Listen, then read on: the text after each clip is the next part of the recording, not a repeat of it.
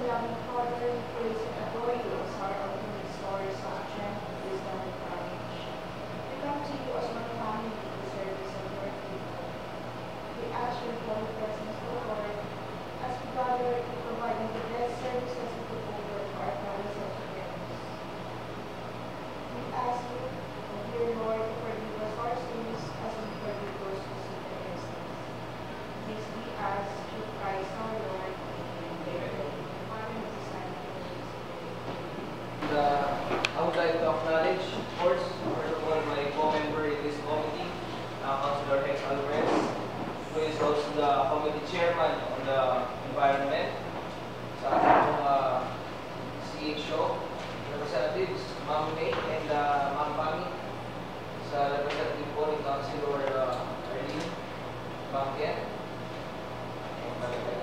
of course, our respective staff, and Ma'am Zay, the Mandy, the ever handsome Taylor, the ever good morning. So first sa agenda natin, itong CIPH natin, which in-agenda ko to para sa gayon, malaman din ng mga members natin sa committee. Meron pa silang copy na ito. Refer na lang natin sa copy natin. Napakarami. So ngayon, ang plano ko dito, meron ba silang yun? Ito pa, siya, about the members. The same. Pag-craft natin sa mga ordinance nito. So we came up with the 20 plus na legislative measures, pero kanina nga nabanggit ni Councilor Rex na kung ano yung mas realistic dito. So ngayon, humingi na lang din ako ng tulong sa mga members natin sa committee. Piliin nyo na kung ano yung mag-suit sa interest dito sa ating list, menu ng ating legislative measures for the CIPH 2014-2016. Meron tayo dito sa dengue, rabies, TB control program, STI prevention and control program, EPI or the expanded program on immunization, NBS, maternal and child health, nutrition, environmental health, non-communicable diseases, and of course yung pinaka-importante, ang pinaka-priority natin dito, Councilor Rex, yung tinatawag natin na CESU. Yung CESU is a Santiago City Epidemiological Surveillance Council.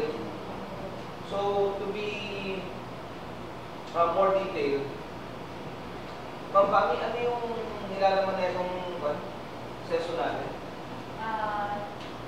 Sir, yung kung nilalaman sa CESU natin, yung mga cases natin na weekly reported working cases po natin. Nire-report directly sa agent po for the notifiable diseases po. Kagaya ng kasama na po yung mga different hospitals dito sa Santiago City.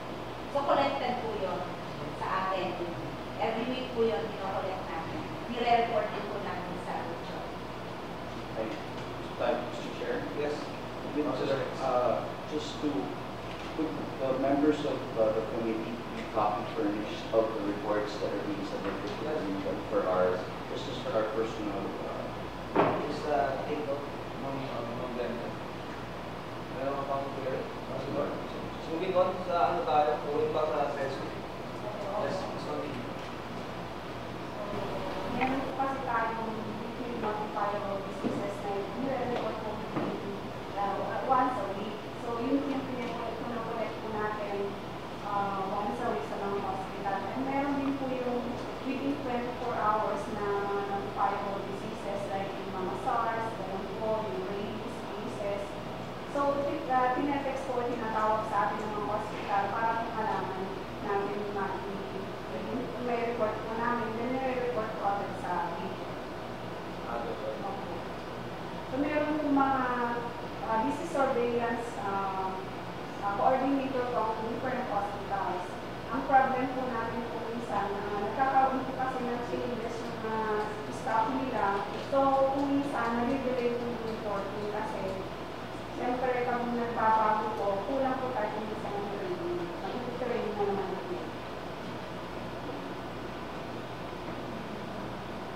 So, Yes, yes, Councilor. so Father, Mr. Chair, what this, the creation or this ordinance will hopefully address the problem of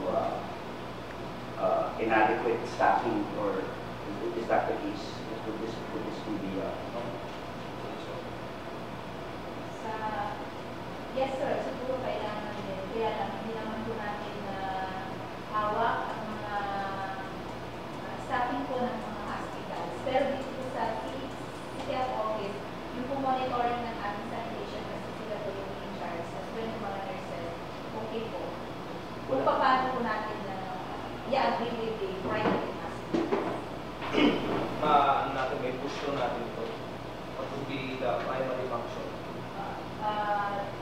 Sa reporting lang ba, Ma'am Kami? Yes, sir. As well siguro yung services na rin po natin, kung sakaling meron pong cash doon, talagang sineservisan po namin, kinokolektahan po yung needs na dapat makolekta po sa mismong client, yung patient natin. So, siguro ang dapat na bigyan rin po siguro, sir, ng ordinance, doon po sa barangay, ilan pala kasi din po natin na magkaroon din po ng task force. Are they not included here sa draft natin? Sir, hindi pa po yata nakasali din doon sa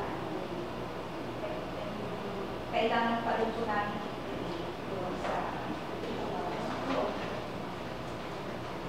meron ng barangay. if we,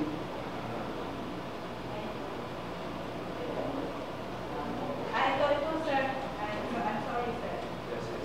Sure. So, paano yung pattern nito? Kumbaga sinasabi kasi dito, the mayor, syempre sa barangay pinangalo. So, paano ang flow nito? Paano ang flow chart nito? Sa implementation? So, from sa barangay po, bali ang parang chair po niya yung barangay captain, Yes. kanya coming from health. Tapos po, yung midwife po ang aming fan. So, yung ang record parang siya yung sister coordinator po, yung midwife. Siya po yung weekly din yung nagre-report sa amin ng mga notifiable diseases. And then, ang kasama po niya kasi yung mga study. Kasi meron po third po, kaya mas mabilis po yung recording pag-pan po. Ang po yung barangay, city epidemiology.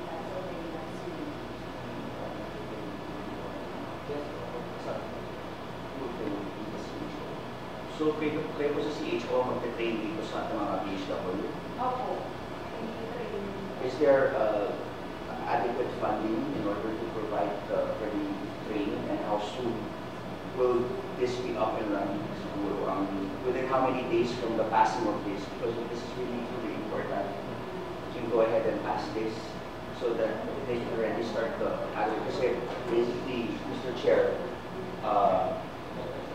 the reality of the matter is that our barangay health workers are not properly trained, especially with regard to the collection of data.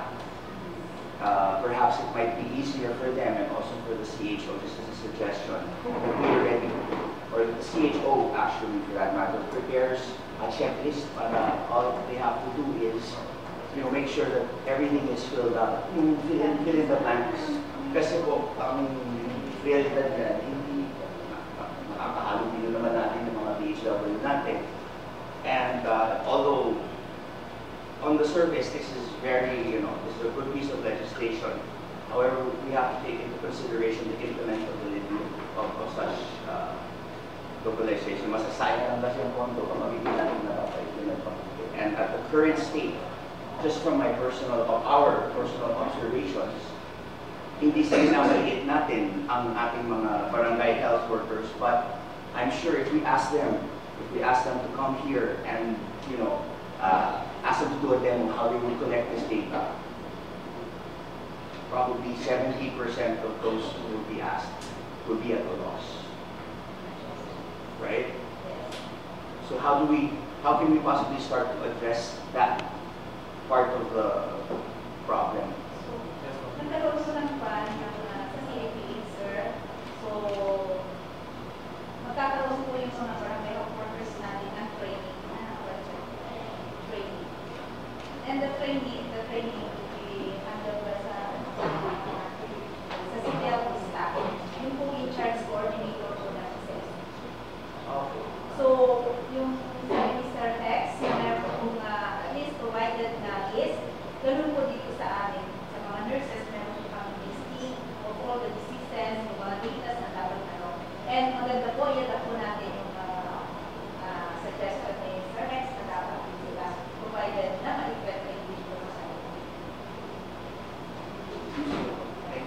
Chair, sa ngayon, because this is an ongoing requirement for the City Health Office, how do you manage without the existence of this? Parang, sabihin kayo mismo ang gumagawa lahat, ganun ba? So, kaya nga nati-delay.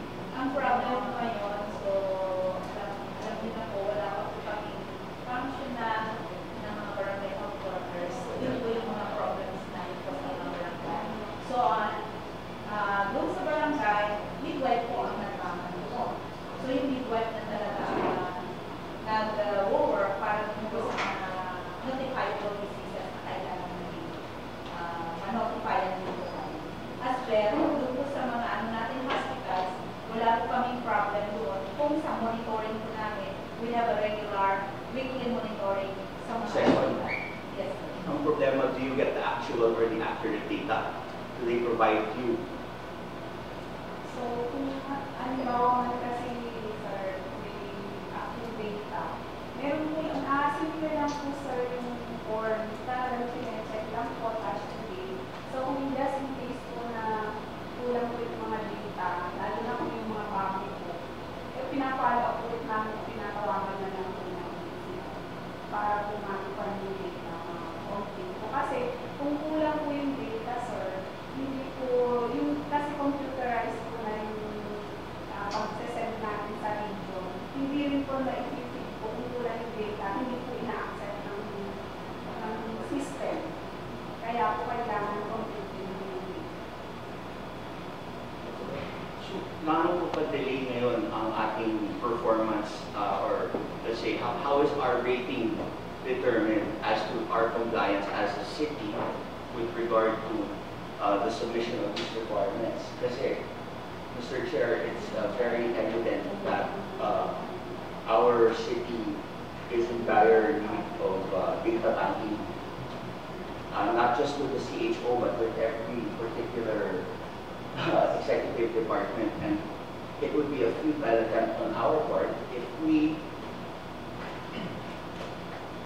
don't base our future legislations on the actual or accurate data.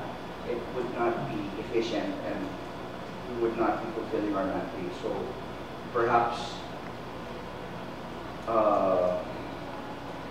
if we could request the actual status with regard to the requirement to submit, with regard to the diseases, how far along are we?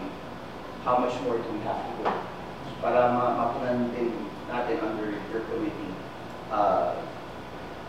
the adequate or appropriate funding that the City Health Office requires in order to fulfill their From the chair, nung sa CITH natin, di ba meron tayong here presented yung pinanggalingan ng data natin? Kailan yung latest mo? Ma? 2000? Yes. Oh. Latest year. Yung data na yun. Yung dito sa may CITH copy natin. 2012, sir. 2012. So, we are years na, utang na.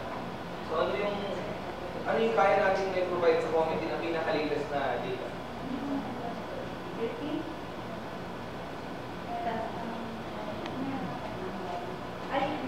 Okay, sir. We will ask the coordinator of CESO to provide for sa inyo yung latest. Okay. 2012. Okay, please give us a copy sa committee. So, okay na, Councilor. Moving on,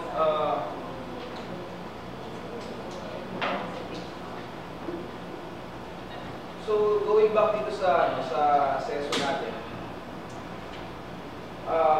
yung isa pang function nito, kumaga sa lahat na sakit ng monitor na hindi naka-specify sa isang sakit lamang. Kasi kung babasahin natin dito, title pa lang Santiago City Epidemiology and Surveillance Unit. Epidemiology meaning study ng lahat ng sakit.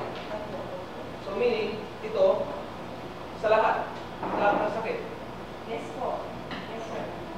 At kapag kung sakaling may pasa natin to, hindi natin kailangang mag-draft ng kung anong resolution or ordinance pertaining sa pag-target o pagbuksan ng isang sakit.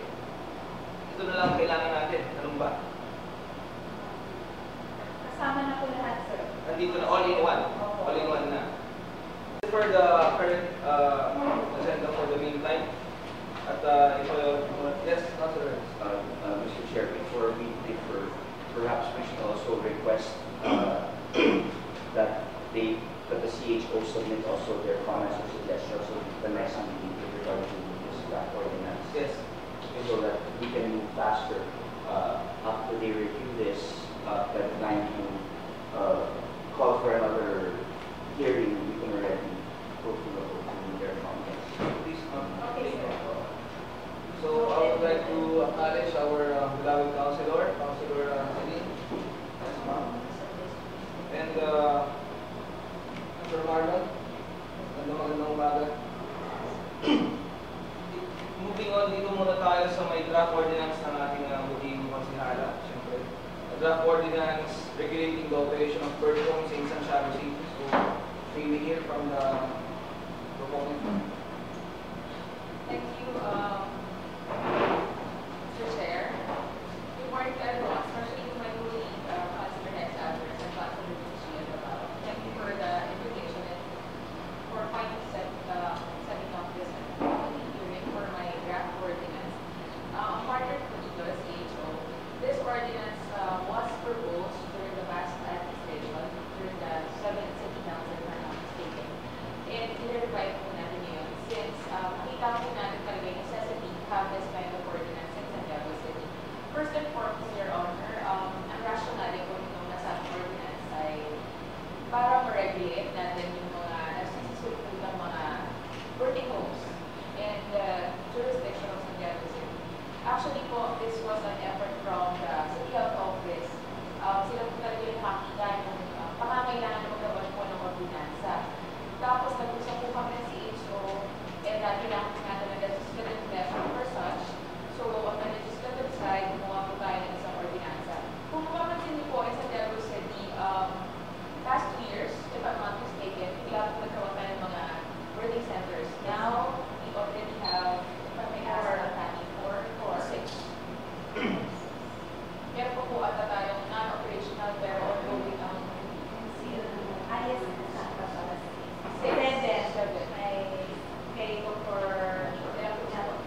Yes. So, Your Honor, we already have 6 to 7 birthing homes in Santiago City na hindi po talaga totally nag-report and CHO na, sa CHO po natin. Kailangan po kasi meron po tayong data nung mga napapaanak po nila, yung mga namamagay po na babies under their supervision. At marami po data na kailangan. Collection of data po kasi kulang sa Santiago City. So this is another way to help Santiago City have a comprehensive data collection po para rin sa ating lahat. Meron po kasi sinusunod na batas. Meron tayong, hindi po ako masyadong particular. We have here the presence of Mangkani and CHO representative from Celeste. Meron po silang sinasabi dati na meron tayong organization ng mga midwives or mga nagpapaanak po na sinasabi na kailangan meron po tayo isang regulation for birthing homes. Kaya po natin ito naisipan. Plus, Your Honor, kailangan po natin malaman kung ano po yung cost ng pagkamatay ng mga babies. Ng mga, hindi ko po sinasabi yung mga birthing homes ay may mga, just in case na meron lang pong namamatay. Na baby, kailangan po malaman ng City Health Office kung ano po yung naging cost ng nasabing pagkamatay. Your Honor, siguro po, ang mas makapagbigay ng ilaw dito ay si Ma'am Fanny, the spokesperson of the CHO for today's hearing, for this draft ordinance. May I request, Your Honor, for Ma'am Fanny to explain further. So, napag-isipan ko ng ating City Health Officer na magkaroon ko ng regulation ng mga nagsusunod ng mga birthing homes. Kasi nga po, yung sa MDG po natin, dapat, kailangan wala na po namamatay na nanganganak. At saka, sana wala din po namamatay na ikinakamatay sa mga birthing homes. And another, tama po yung sabi ni Celine, na dapat po kailangan din po namin ng data mula sa kanila, kung ilan po yung kanilang napapaanak na taga Santiago, at kung may mga sila, namamatayan po sila, at sana lang naman wala po. And then, kailangan din po namin ma-monitor yung kung tama po ba yung facility, kompleto po ba sila, or sila po ba ay accredited ng PhilHealth, yun po, at saka yung training mostly po, lalo na dapat may BMOC training po, yung magmamagrin po doon sa ating birthing homes. Yung naaalala ko. Mr. Chair, Yes. Your Honor, kasi po meron na po kaming dati, pero wala po meron mga suggested amendments na for consent ordinance. Like for instance, Your Honor, yung sa penalties po namin and all, and yung sa structure po na sa aming ordinance, pero hindi na po namin ma-revive. So, mas mabuti po sana if we could call the attention of all working homes operators for the said amendments na ulitin na lang po ulit natin yung kanilang mga gustong ipasok dito. Kasi kung natatandaan ko po ng tama, last city council po, nung nasa committee hearing po tayo, marami po silang gustong ilagay at pag-ulit. Na inaproba naman po ng CHO, may I request, Your Honor, for another committee hearing na present po ang mga may-ari ng lahat ng birthing homes in Santiago City, Your Honor. Okay. We will schedule another committee hearing inviting all operators na ating mga birthing homes. From Bataan, one from Victory Norte, one from Rizal, another from Galileo. Yeah. Okay. And then the two schools, the Northeastern Ah. and the Lazaret. Ah, Tapos, I'm not sure kung na-apply na ni Dr. De La Cruz. Ramos po. Hatol po yun. then another suggestion from the chair. Kasi dito sa under section 9, yung parang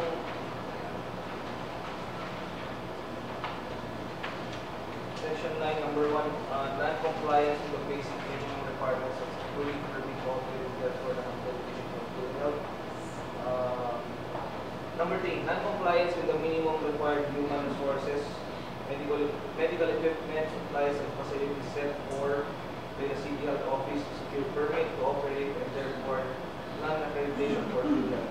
Kailangan pa natin i-include dito sa ordinance natin kung ano yung mga required ng mga medical equipment para sa operation ng isang birthing home. Sir, before sir, PhilHealth will not accredit the facility kung hindi po kompleto yung mga facilities. So the PhilHealth is in charge. Yes. Sila yung may list kung ano yung mga kailangan na. Dati po sir, dati. Pero ngayon, i-turn again nila sa DOH. DOH.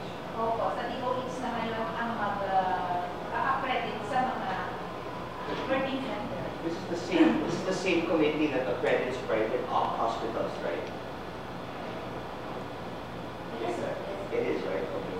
Kung titignan natin, siyempre, pinupush nyo lang ng group proponents, siyempre, makadeliver ng magandang services, ang mga private na birthing home sa Santiago. So, again, from the chair, meron ba tayo parang levels of birthing centers, for example, Tulas Hospital, meron primary, secondary, tertiary. How can we figure out if they are giving quality services nga talaga? Okay. So, yung po mga mga birthing homes are mga home delivery setup lang po yan. Okay. Parang, how does it differ from the term lying in? At the same po yun, Same. lying in sa mga birthing homes, parang same po yun. Parang sanitized home lang yun na pinagano. Kasi usually pa sa bahay-bahay na Yes. so what they do now, imbis na dun sa bahay na hindi mo alam kung malinis yung area, Yes. they go to the house na they transform into a panganakan. May isang sanitized room. If I'm not mistaken, that's what they do. I'm not sure if it's sterile, but we can find out. Yes. Siguro perhaps, Mr. Chair, we can also schedule an ocular inspection of these things. And at least we can assist under your oversight function as chair of this committee. We have every right and purview to conduct the ocular inspections to find out personally, our committee can find out personally what the actual situation is. I think dito sa draft ordinance, the City Health Office and the BPLO, yung mga mag-inspect, ito, yung Business and Permit License Office. Mag-join job. Siguro pwede sumama ang committee nila minsan pag nag-ocular inspection mo. So, from the chair, wala naman akong objection dito. Maganda naman. Pero, before natin push through ito, let's have another consultation meeting with the working homes operator. Kasi marami rin tayong kailangan pag-usapan with them. Una, may concern, fellow members in the council. Siyempre, kailangan natin silang maulit-ulit na pro-life. Kasi siyempre, baka may mga lumapit, mga kabataan, nabubuntis at natakot mapagalitan ng magulang.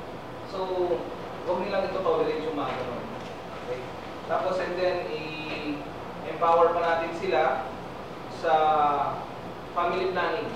I-explain nila sa mga yes. I-empower natin sila na i-explain nila sa bawat pasyente yung methods of different methods sa family planning natin. And of course, tulad na sinabi ni Councilor Celine kanina, we will include them sa pag-amend itong draft na ordinance. So, again, anything from the proponent? Last year, Honor, Yes. on behalf of the board, Yes. Yes, ma'am. may I also request the City Health Office to double check our ordinance, Your Honor, since kanina po tayo yung ordinance na sa City Council. Ito pong definition of terms natin, hindi ko na-raise kanina. Yung difference ng working home and lying-in facility. And if I heard it correctly, our CHO representative stated a while ago that lying-in is basically the same with working homes. If that's the case, Your Honor, may I move to amend my draft ordinance to just provide one definition for both terms, Your Honor. Sa dalawa po dito, under section. I also would like to request my fellow colleagues if meron po silang gustong ipabago sa draft ordinance to provide me a copy of the said amendments, Your Honor, para po pag-aralan habang hindi po natin kaharap yung mga may-aring ordinance. With that, Your Honor, may I deliver the said draft ordinance for further notice for the next committee hearing. Thank you. So again, Councilor Celine, thank you for your time. Salamat. Committee on Health. Tulad namin ako.